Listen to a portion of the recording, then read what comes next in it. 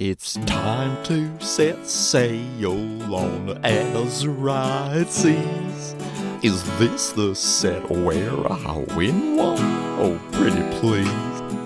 I trigger our island and it looks like my time, but then Oswald flips a lucky dime. Come on now, let's play some Lorcana. Just smash me Fox into Pirate Moana. We'll link in quest and never stop. Sing half the lumps like jumbo pops. A smorgasbord of lore, it's Lorcana.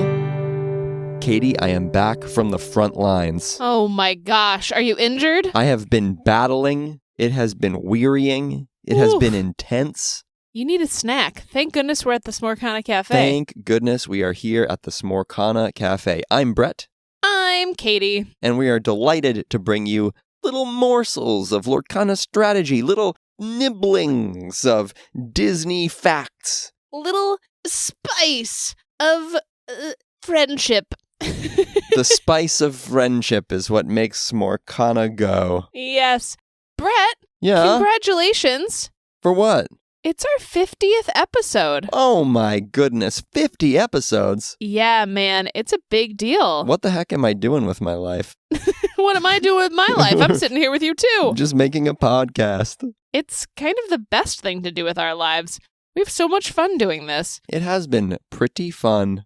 And that's 50 consistent weeks. Yes, we have released one episode every week for 50 weeks. I don't want to jinx it, but we're coming up on a year, and that is when I will feel really proud, I think. Yeah, we'll have a big celebration. We'll have them make a big old cake here in the Smorcana Cafe for that, for sure. I need a cake after this last weekend. Ugh, I believe it. I am wiped out. What Yeah. an intense couple of days. Yeah, you've been on the front lines indeed.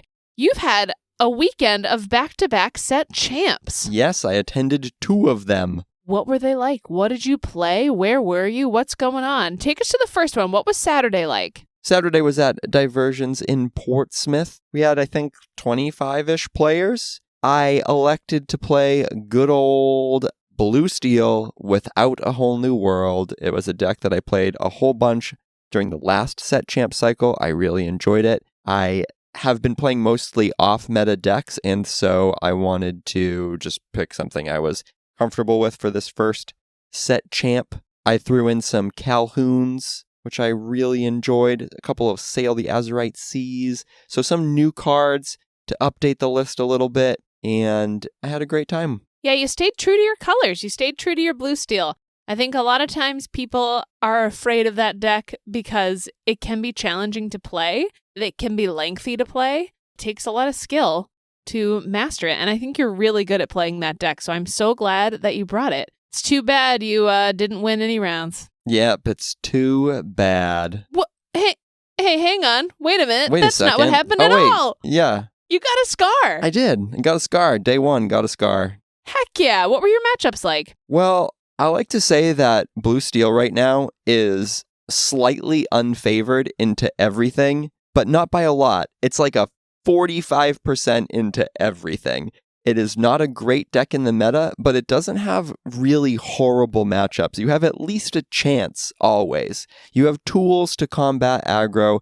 You can go to the late game against Ruby Sapphire. You can play anywhere in between. So I like that aspect of the deck a lot. I think that's fair. For my matchups, I faced Diggy Diggy Hole, of course, that quick Amber Steel list. I faced Amethyst Steel. I faced Green Purple, which was a pretty quick list. I faced Ruby Sapphire. So really the whole gamut, a very wide matchup spread. I mean, like you said, there were 25 opponents there, so you really had kind of a sampling of every meta deck that's in Lorcana right now, so you don't know what you're going to get. Yeah, and I played some really, really tight games. I had a game 3 against Emerald Amethyst, where on the last turn, my opponent had a board of a few characters. I had a board of a few characters, including a Cogsworth and an Ariel.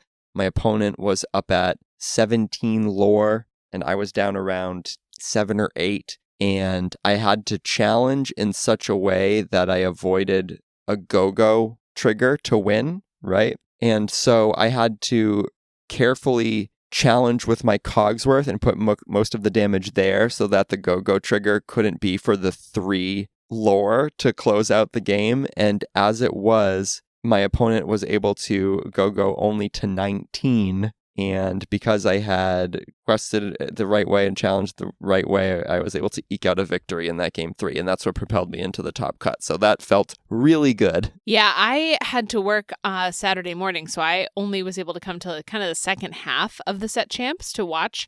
And in that particular matchup, I was watching from across the room because I didn't want to, be putting on pressure or stand too close to the table. And I'm sitting there watching, and I could not for the life of me tell if you were winning or losing. I think it's because you also didn't know at that point. And even when I walked over to you, I thought you had lost. And then you were telling me about how you won. And I was like, whoa, it was impossible to tell because it was such a tight game. You both looked like so intensely focused. That last turn would have been so easy for me to have lost. It could only have gone one way. I had to do a lot of math. I had to leave exactly one character up on my opponent's side, which then messed up the go math so that I could quest with my aerial to get up into the range where I could win on the next turn. It was just a lot of careful calculations.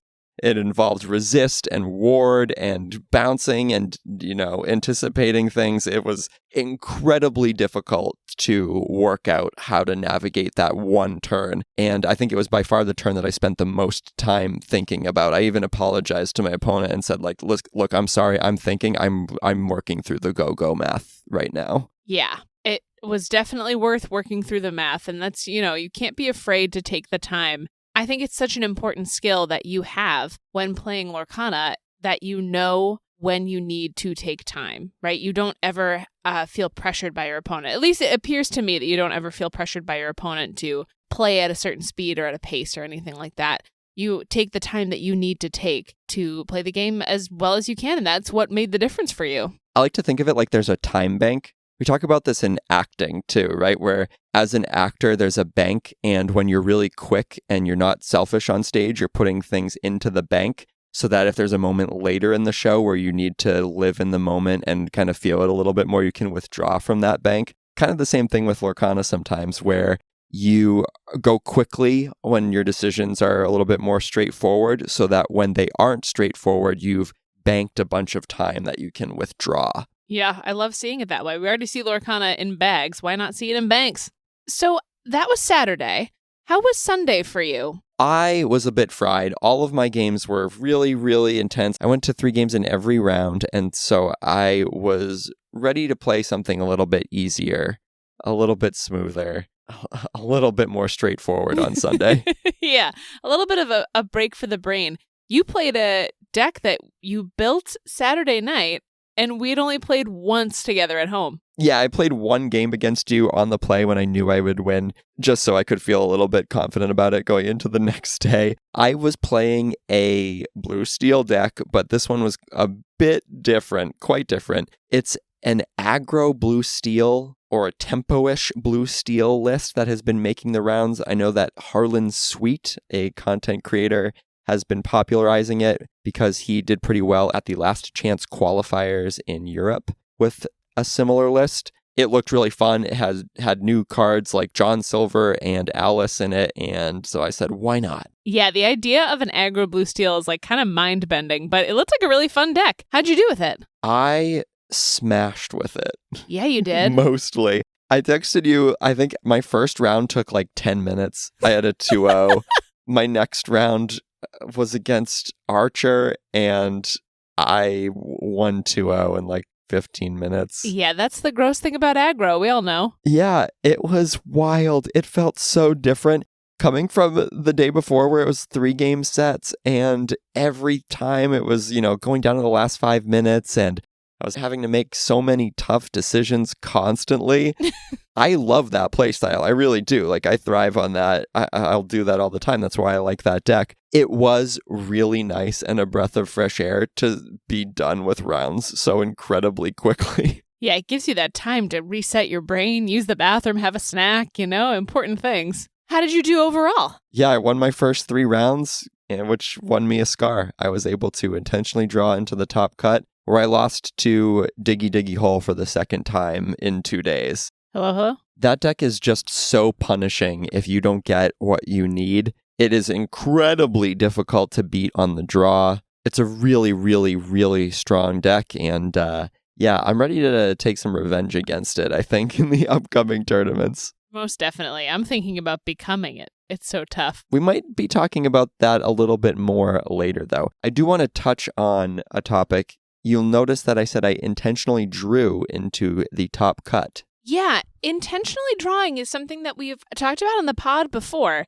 It's a bit of a hot topic in Lorcana. Remind us of what that means, Brett. So at a certain point, if you have enough wins early enough in a tournament, oftentimes you would be able to take a draw with your opponent, which instead of giving you 3 points, gives you 1 point. It guarantees you 1 point, which it's enough to separate you from the folks who have the same number of wins as you, but have lost the other rounds. Yes, there are definitely times where it feels completely right to do an intentional draw, and there are times where it feels completely wrong to do an intentional draw. I guess I'm saying right and wrong in the sense that there are some times where if you intentionally draw with an opponent, you can end up benefiting from that and they would not. But there are also times when you intentionally draw when both you and your opponent benefit from the draw. Yeah, the idea is that you're both going to benefit from it. And yeah, you can get into some hairy situations. You'll remember that I was talked into a draw that I didn't want to take at one point, and that kind of colored my opinion on it. And I, have subsequently played out rounds and kind of angered some of my opponents in cases when they've wanted to draw.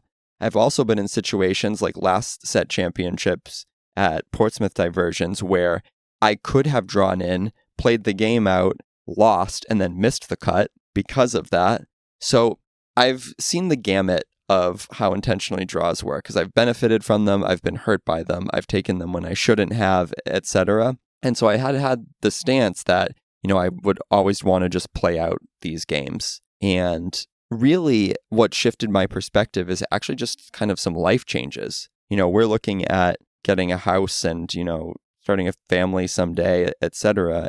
And looking at like the cost to enter the tournament, I'm thinking like, oh my goodness, if I don't win this match and I don't win this card, then I can't, sell the card to recoup the cost of entering the tournament. And that's not a super logical way to approach this because like we're adults who can afford to play in the tournament, It's not really about that. It's about this like psychological change that I've been grappling with where I've been counting dollars more lately. I've been more conscious about things I want in life long term. And so it became harder to justify not taking that free point and getting into the top cut so that I can at least get the card to sell. I think that it's a fair perspective. I think it's a different perspective, like you said, than what you've had in the past, but I don't think that there's anything wrong with it, especially in a situation where you know that you're a player who's not going to pressure your opponent into an intentional draw. I mean, the point of an intentional draw is that both players agree that they want to draw.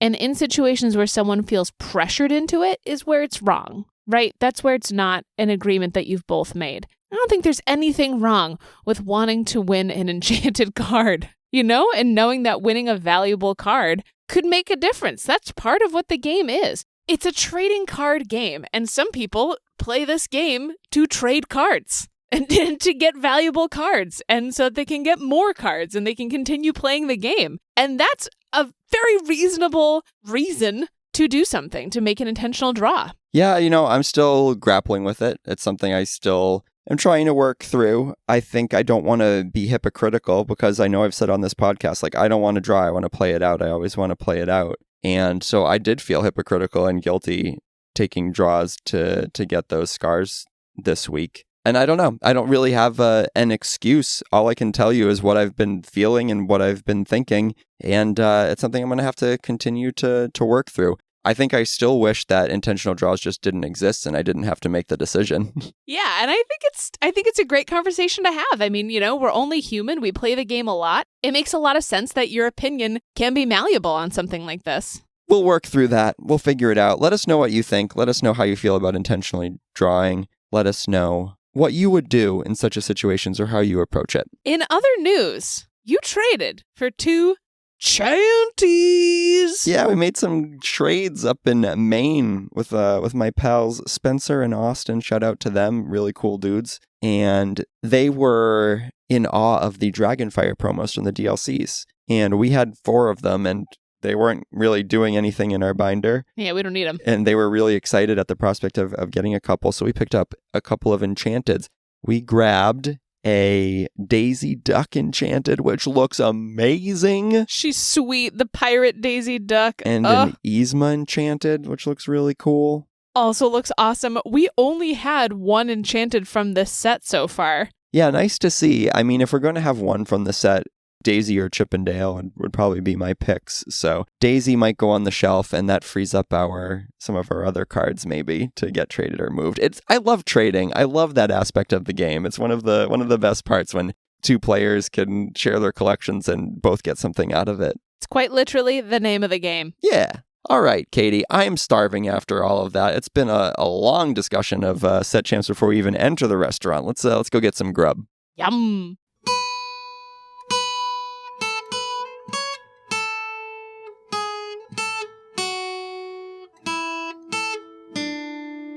Happy episode to you. Happy episode to you. Thank you for listening to Elga. She is retaining some of her knowledge of popular songs as she makes a recovery from getting hit in the head by the Eiffel Tower rivet. Happy 50th episode. We wanted to congratulate you on your 50th episode, and so here is a sparkling cake, a little celebration cake for you. Wow, that's beautiful. Wow, thank you so much. This is wonderful. Oh, I love this. Look at these sparklers on top of it. That's fantastic. Celebration of 50 episodes. That's so cool. That's really nice of them. That is really nice. Brett, did you know about this? Know about what? We're not the only ones celebrating a 50th anniversary right now. What? Really? Yes. Do you know of the attraction called Space Mountain? Oh, my back sure does. Ayo, my up top. Spine remembers Space Mountain.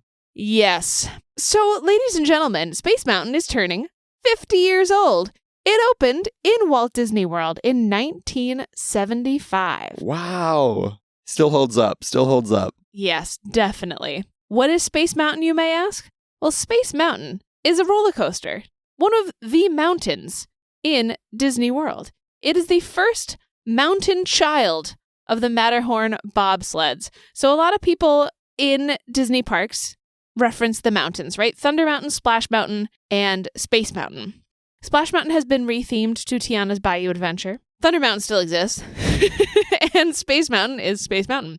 A lot of people see the grandfather of Disney mountains as the Matterhorn bobsleds in Disneyland Resort. And Space Mountain is seen as the first offspring of that King Mountain. Interesting. It's an iconic attraction. So it's located at 5 out of the 6 Disney parks around the world. Wow. Yeah, it's everywhere except for Shanghai. Are they all the same? They are not all the same. They have different themes. I'll get into that in a moment. When they built Space Mountain, they didn't want it to be too iconic. What? So only Disney has to worry about making something too iconic. we don't want it to be too good. So the icon, quote unquote, of Magic Kingdom Park, where Space Mountain is Cinderella Castle. Cinderella Castle is 108 feet tall. So they purposefully built Space Mountain to be 90 feet tall so that it's not taller than Cinderella Castle. So it's still the first thing you see. The highest point in the sky is Cinderella's Castle. Oh, those zoning laws. They'll get you every time. They'll get you every time. So, like you were saying, there are different themes for these Space Mountains all across the world. In Disneyland Paris, it used to be called De la Terre à la Lune. Yeah. From the Earth to the Moon is what that literally translates to, if I'm not mistaken. Right. It was based off of an old silent film about someone taking a trip to the moon. And it was a little more avant-garde. Avant-garde? Than the normal Space Mountain. Space Mountain in its classic form is you're sitting in a rocket ship and you're going through a crazy knot of a roller coaster. Just through like a black hole with some stars in it. There's not a lot of story necessarily beyond that you're in space. and you're on a mountain. Works for me. Yeah. But they have rethemed some more of them. So De la Terre à la Lune became Hyperspace Mountain, which is loosely based on Star Wars. Paris and Hong Kong also became Hyperspace Mountain. And for special events in Disneyland Resort, you can ride Hyperspace Mountain. I have been fortunate enough to ride Hyperspace Mountain in Disneyland Resort. Is it fun? Yeah, it's kind of the same. Okay. They have like Star Wars sounds. Okay, like, making the jump to light speed sounds. Yeah, that's it. Millennium Falcon breaking down again sounds. Yeah, it wasn't fantastic when I wrote it, but I'm sure that in these other parks where that's the only version, they've probably done more Star Wars theming to it. Listen, you slap Star Wars on something and it'll sell. You just ask Mattel. I will. Hello, Mattel? So, what are the specs of this ride? What's it like? Can you ride this ride? You have to be 44 inches to ride it. You need a supple spine. You need a supple spine. You need to have not eaten that day. Take a minute. It is a bouncy, jangly ride. And it is so fast. Yeah, but it's not that fast. That ride is fast. Rock and Roller Coaster is the fastest ride in Disney World. That maxes out at about 57 miles per hour. They say 60, but it's like 57. Space Mountain maxes out at, do you have a guess? 45? 28. What? That is a school zone kind of speed. 28 miles an hour? Yeah. Oh, man. I remember as a kid, watching this little video of people guessing what the fastest ride at Disney World was, and so many people guessed Space Mountain. I mean, it makes sense. You're in a tiny little rocket ship, so you already feel like you're going to die. They put you in a little, mousetrap kind of roller coaster setup, so you feel like you're just careening through time and space. Stars are flying past you, and the only sounds you hear on Space Mountain are whoosh, whoosh, whoosh, whoosh, whoosh, whoosh. So you feel like you're flying through the air. Yeah, I think that I'm going to perish whenever I ride that roller coaster, which is why it is insane that the last time we went, we rode it, 4 times in a row at the end of the night? Yeah, and then I threw up, so, Yeah, it wasn't a good idea. I don't recommend ever doing that. No. So it's not only a throw-up machine, it also actually had a lot of Tomorrowland-ish innovations, right? So I think a lot of people have a problem with Tomorrowland nowadays and that it feels a little bit outdated. It feels a little bit like Yesterdayland, right?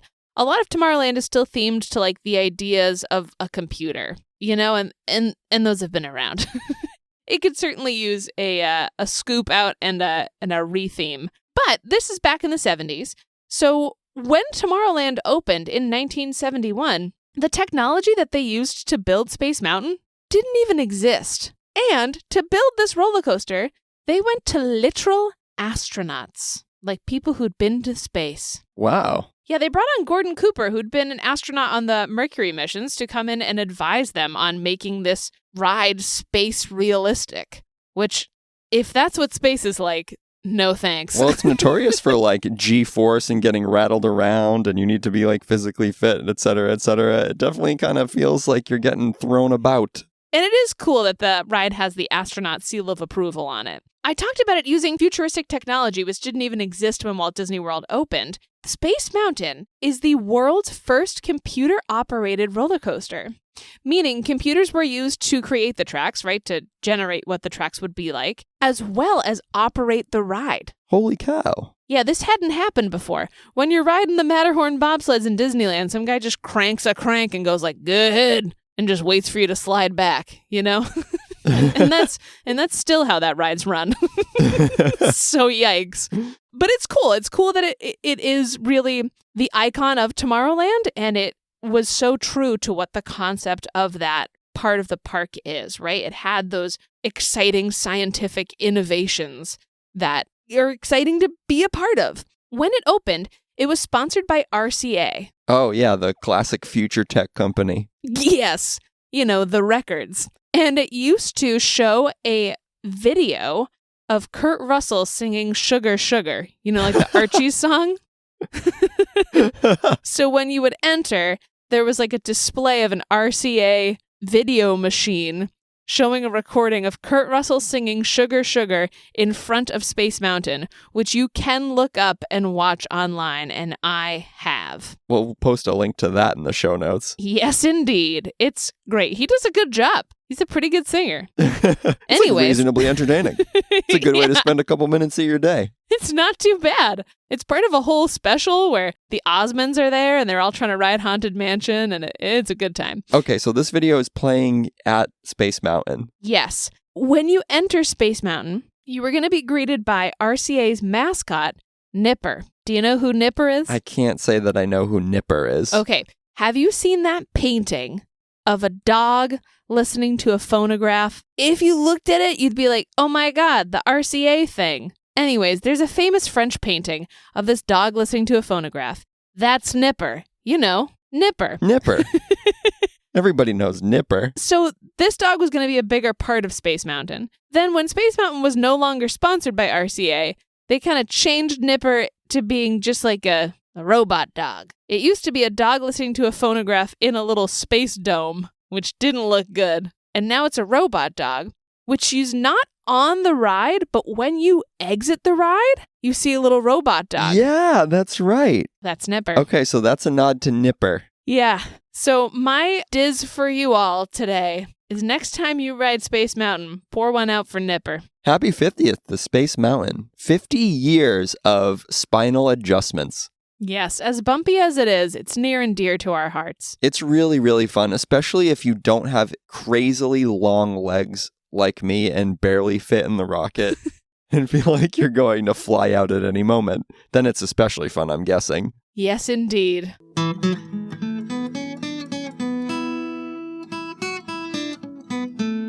Oh, I think Johnny just ran into the restaurant. Oh my God, there he is. You're right, that is Johnny. He looks like he's starving. Hey, Johnny. Oh, hey guys. I'm really, really, really hoping the food's ready. Oh man, they're usually pretty They're good usually about pretty takeout. good. Oh, there's Francois. Hello, monsieur. Are you here to pick up some take-away food this evening? I am, and please tell me it's ready because I'm just so hungry and I'm so busy and everybody's hungry right now. Hi, are you Mr. Johnny? Is that you, Jean? Je parle un coup, yes. I'm so sorry, monsieur. I am very sorry. I apologize. Your food is not quite ready yet. That's not the news I wanted, no. Francois. Oh, man. Well, if you have a couple minutes to kill, you want to come over and sit with us and have a little chat? Why not? Let's make the best of this. So it's actually really fortuitous that we see you here this evening because you had a pretty big weekend last weekend. The champ is in the house.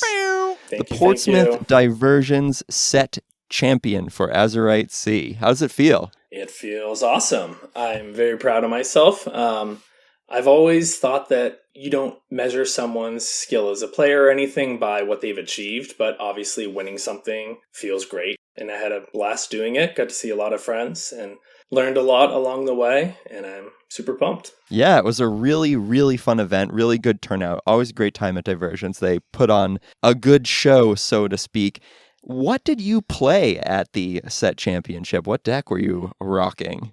Diggy diggy. Yeah, diggy diggy hole. Diggy diggy hole. This is an aggressive amber steel list that famously features both Happy and Doc of Seven Dwarfs fame, along with their Seven Dwarfs mine, and uses that mine to control the board while also getting a lot of lore really, really quickly. What made you want to play that deck?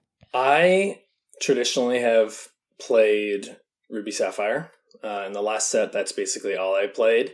And I had a couple local events that did not go so hot, where there was matchups where I felt like I really should have been doing well, and I was just ultra bricking. It felt very high rolly. There was not a ton of consistency. And I think I just got burned out a little bit by that color pairing. So I wanted to do something faster. And I knew I wanted to play Steel, because locally I thought there was going to be a lot of aggro-leaning decks that Steel would help combat into.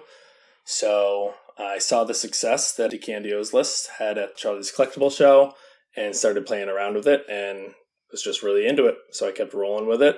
and tested against you guys and our other metamates, and I sort of liked how it matched up into everything. Very few matchups felt really unfavorable, so I felt there was a little bit of game everywhere, so I just went with it, and it worked out. Yeah, I've dabbled a little bit in Diggy Diggy Hole. I am not a Diggy Diggy Hole expert, but I think it really scratches that itch that we've kind of been talking about, where it's using newer cards to Lorcana, and it's a little more exciting. It feels like it's a different deck. A lot of the decks we see right now in the meta are decks that we've been seeing for a long time, like Ruby Amethyst. Even though I do love it, it's the same. We're seeing cool cards like Calhoun, too. Calhoun's like owning in Diggy Diggy Hole right now. Calhoun has been a absolute menace. Johnny, how was Calhoun for you?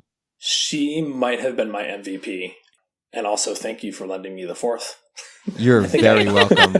Smooth there, Brett. The only reason you won really is because of us. So Yeah, I'll slice off a sliver of the playmat for you. Thank you. She was really good. Yeah, it's a cool deck. During the tournament, it was kind of funny. So in my second round, I had a mirror match against one of our pals, Josh, who's a really strong player. And I was on the play feeling super confident, like, okay, this is good. In the mirror, I'm on the play. I should be favored here. And he just absolutely smoked me both games on the draw. And I sort of stepped back and was like, oh my gosh, what's happening? Do I even know how to play this deck? And I got chatting with him after, and he was giving me some feedback. And there was some things that I approached the matchup wrong. Some of my early quests with Daisy, I was just feeding him cards that he needed to eventually overwhelm the board with his Calhoun's late game. And I ended up squeaking into the top 8, and my top 8 matchup was against Josh again. And this time I was on the draw, and one of the games I opened up with Daisy, and I just remembered what happened in the first matchup, and there was 0 Daisy quests until, I had at least gotten a few cards off of her from like a Rapunzel heal. I ended up beating him in 3 games, and it was funny because after he's like, even though you won, I'm really happy that you weren't questing with those daisies early. I actually ran into Josh. He was TOing Set Champ the next day, and he was chatting about that and saying, like, man, maybe I shouldn't have helped Johnny in our early round. And I said, you know what? What goes around comes around. He put some good karma into the universe. And so, I'm always happy to see players helping each other like that. That's awesome. Yeah, and cool. You have to learn really quickly. That's great to adapt on the fly like that in the midst of a tournament. Say, hey, I'm recognizing that my own play patterns weren't, optimized, and so I'm going to change the way I'm playing my deck. Like that takes a lot of skill and kind of confidence in your abilities. So, way to go, Champ for a reason. So you had a mirror match in top 8. How was the rest of your top cut experience? Yeah, so mirror match top 8 against Josh, and that game 3, I almost felt a little bad because I just drew into the absolute nuts. Opening the game, it was Cindy with every song I ever needed, and I just sang my way to a victory. The next round was against another metamate of ours. He was on red-blue. I was on the play, which I'm favored into that matchup usually, so I was able to 2-0 that. And then in the final, I went up against green-purple. I was on the draw. I managed to steal game 1. A very close game 2, my opponent won. And then game 3, the same thing happened where I just hit the God hand right from the beginning, and Cindy just sang all day long, and I don't think he ever even had a board. It was not close. So the pressure was taken off a little bit when I saw that opening hand, and sometimes you just get lucky and you have those. Sometimes your opponent has it, but you put yourself in the position to be in the final, and you just hope things break your way. So that was nice. Totally. That deck has such great high roll potential, which is a great thing for a deck to have in the midst of a tournament when you can slam dunk a few wins without needing to really labor for them. It makes your whole tournament experience a lot better, right? It makes the whole day a little bit shorter. It gives you a little bit more time to take a breather. Yeah. It can be really, really great to have a deck that has that potential. The other thing that's nice about playing a deck that's faster in general is you actually have time before the round is over. And playing red-blue in previous sets, I didn't even have time to breathe. I was going to turns a lot of games, and it just can make for kind of a long day when you're always going to time. So that was something that was in my head a little bit when I was thinking about it. Yeah, heck yeah. So how do you fuel up for set champs, Johnny? Do you have any favorite snacks before a tournament, during a tournament, after a tournament? I should have seen the snack question coming. Favorite snacks? Before a tournament, I like to have a hearty breakfast, something that's filling and with protein. That's key for me to stave off the hunger. And before the event and during, I'm fueled by coffee. That is big for me to kind of keep me locked in. Sometimes I get the shakes a little bit, but I kind of like that. It keeps me on the edge of my seat. Yeah, that's intense. We're both coffee wimpies over here. We'll have a decaf coffee and be like, "Woo! I've never felt so alive." So half calf loaded with milk, like more milk than coffee. I don't think either of us can imagine drinking coffee while playing Lorcana and not like dying or throwing up. So it's very impressive. One of two things would happen for me if I drank a coffee during a tournament. Either I would be so intensely focused that, like, I would never take a turn. Like, it would be way too slow. Like, I'd think I was going really quickly, but I'd just be thinking through so many things in my head that I would never do anything.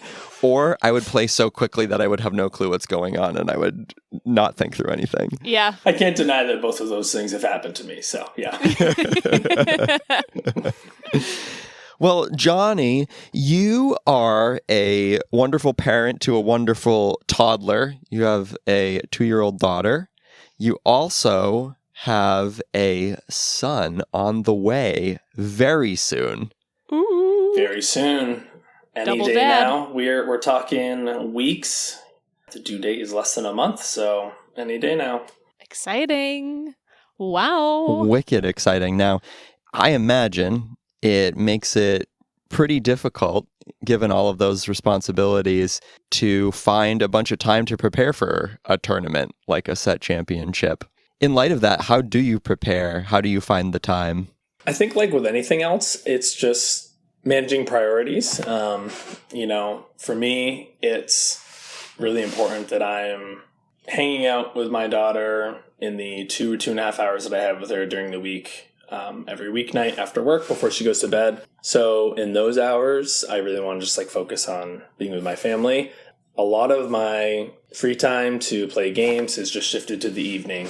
Luckily, my wife likes to play as well, and she's very good. She kicks my butt all the time. So it's nice to have somebody who, once the baby's in bed, we can just kind of hang out and play some games. So that's really helped a lot to have that in-person playing with physical cards.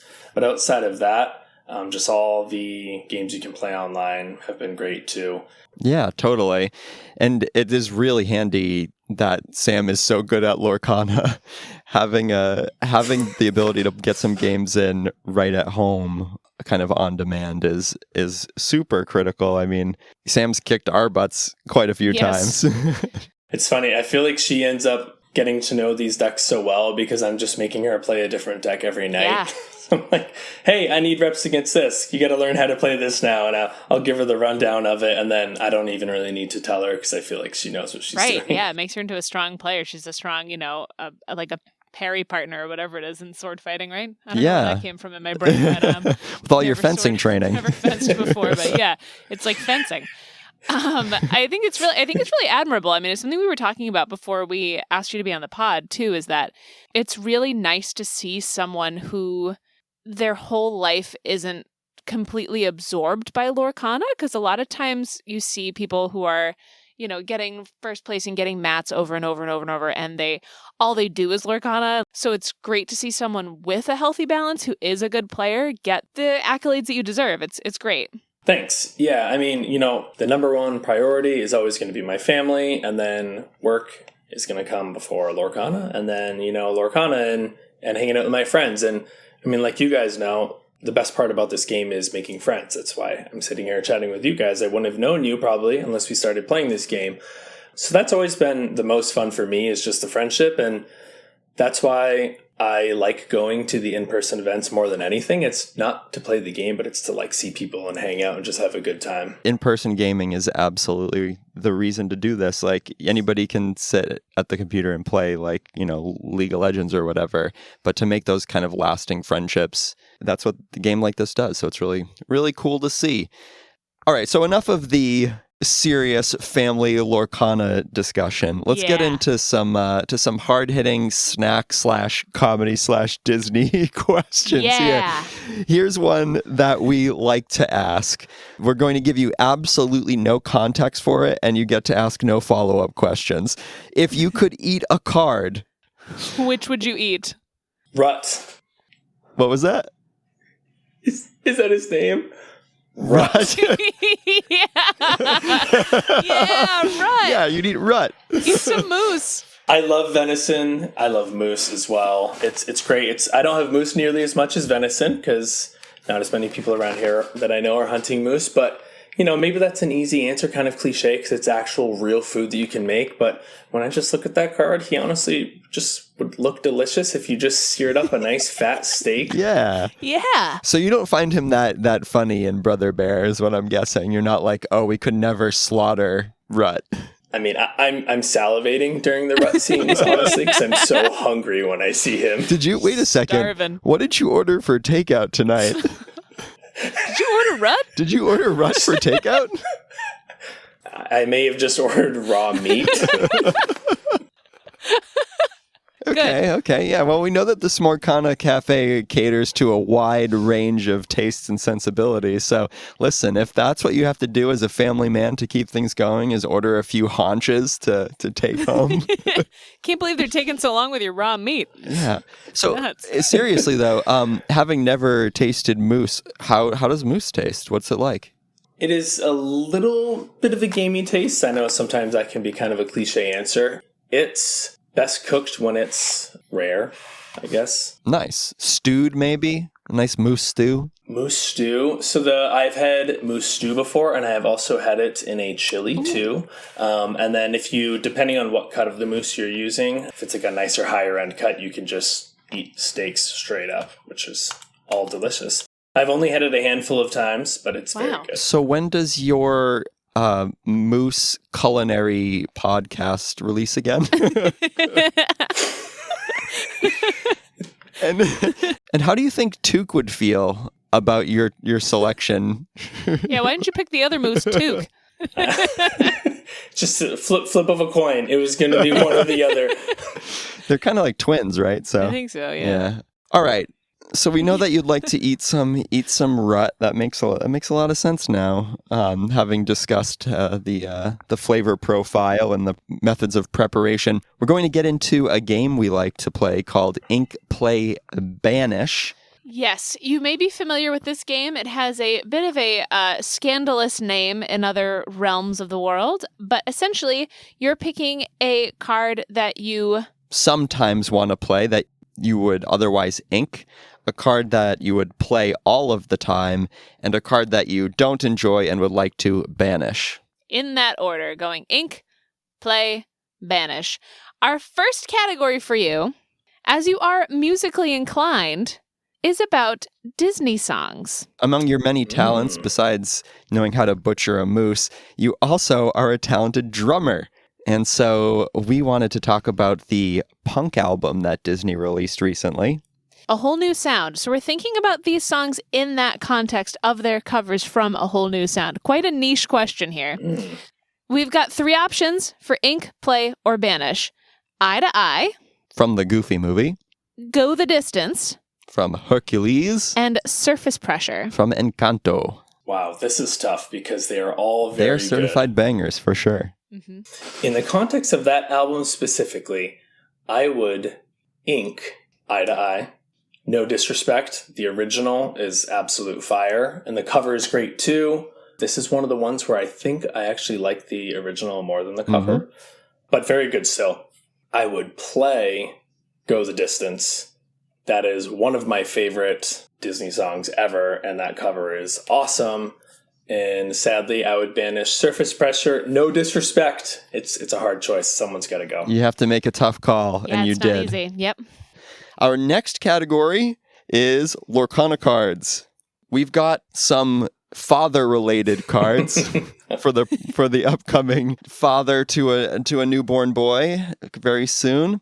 We have Mufasa Betrayed Leader, Hiram Flaversham Toy Maker, and Along Came Zeus. Okay. Okay, this one is a little tricky. So we're gonna ink Along Came Zeus. Awesome card. It hits so many targets, hits locations. You can sing it, obviously. Fantastic card. Play. This is the easiest play of all time. It's Hiram. It's got to be Hiram. Yep. Flavor Daddy. He's the man. And then, sorry, Mufasa. You gotta go. I love you, but you're getting banished. Hey, you know what? Getting banished is what Mufasa does best. Yep. Nice. I wouldn't expect any less from a Sapphire player. That makes a lot of sense. All right, one more. This one will be snack related. Obviously. So we've got 3 options here that are Disney park snacks, but they're also just, normal foods too that you'll recognize, even if you haven't had these in a little while. They're also what we might call dad snacks. Classic snacks that a dad would reach for in a Disney park. The first one is a turkey leg, which is just a massive leg of cured turkey meat. We've got pickle singles, which are just baggies of huge pickles. For when you have a hankering in the Disney parks for one pickle. It's actually pretty refreshing. And then we've got pepperoni pretzels, which are like pizza pretzels. So they're covered in pepperoni and a little bit of marinara sauce with cheese on the inside. Okay, I'm going to ink the pepperoni pretzel, which I don't think I've ever had one of those exactly, but the way you're describing it, it's right up my alley. I know I'm going to dig it. Maybe a hot take, and I know this is probably not what you want to have on a blistering summer day when you're in a Disney park, but the turkey leg is calling my name, foreshadowing earlier when I was talking about rut and how I salivate when I see, a nice hunk of meat. Yes, the turkey leg is my go-to. And I'm going to have to banish the pickle. I'm sorry. That's okay. I assumed you were going to play the turkey leg for sure. It makes a lot of sense. Especially after the rut conversation, for sure. I am sorry to interrupt, monsieur. I wanted to let you know as soon as possible that your food is ready. It is all packaged and waiting for you.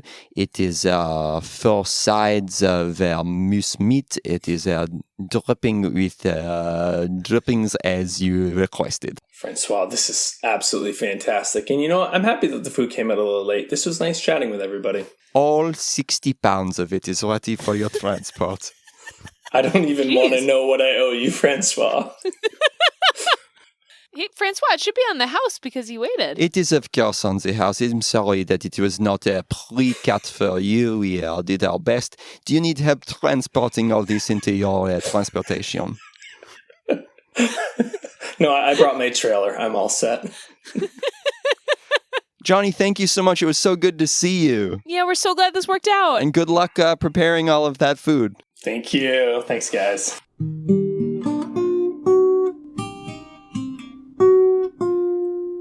Oof. I am absolutely stuffed. I could really use a mint to get all this moose meat out of my mouth here. Yeah, maybe a minty dream card that reminds us of a great dad in the Disney canon. When I think of a great dad in the Disney canon, I think of the Goof. Oh, yeah. The Goof, from the Goofy movie in particular. Yeah, what have you got cooked up for us this week, Brett? This week we have an Amber song called Nobody Else But You. Oh, a great song from the Goofy movie. This is a 7-cost inkable Amber song with Sing Together 7, meaning that any number of your or your teammates' characters with total cost 7 or more may exert to sing this song for free. It has the text, reveal 2 cards from your discard at random. You may play any revealed character cards for free. Otherwise, put them back in your discard. And the flavor text is, we've turned into a true blue duo.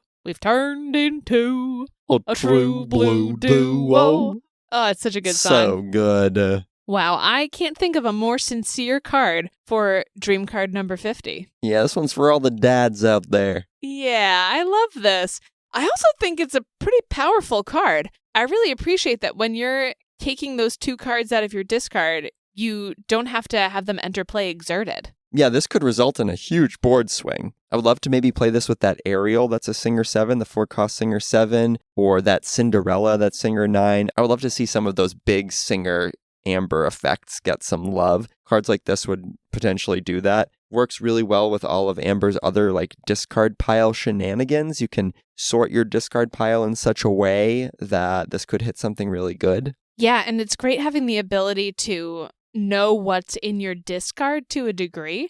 You could play this when you only have 2 cards in your discard total, and you know they're both characters, and you know they're both going to come back out. Yeah, and hopefully balancing this is the deck building restriction, kind of like Mufasa, where you wouldn't want to have a whole bunch of songs in your discard so that this would fizzle. You would want to have, hopefully, some big bomb characters that you've meticulously sorted into your discard pile so that when you play this, you get a huge effect. So it has a deck building restriction, a play restriction, but potentially a great build-around, sing-together song. I think it's a lot of fun. I would absolutely love to play this. And the picture is so cute of Goofy and Max on top of their car. We always post our dream cards on our social media feeds, so be sure to follow us there if you have not already. Well minted.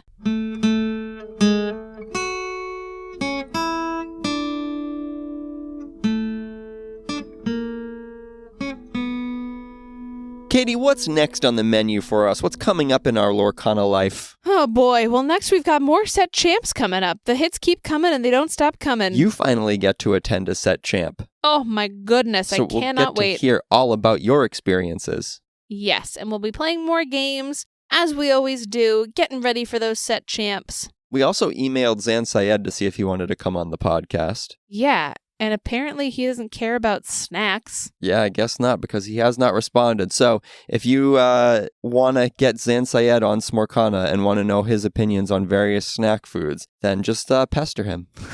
Yeah, if you want to answer the question, which Lorcana card would Zan Syed eat? The only way to know is to get him on the pod. Folks, thanks so much for listening to our silly podcast. We really appreciate each and every one of you. You can find us on social media at Facebook, on Twitter, on Instagram. It's always at Smorcana. You can email us at smorcana@gmail.com. And also, we do have a tip-top jar, tiptopjar.com/smorcana. If you feel so inclined, we really appreciate any little contributions, anything you want to dunk in the tip jar. Thanks again, folks.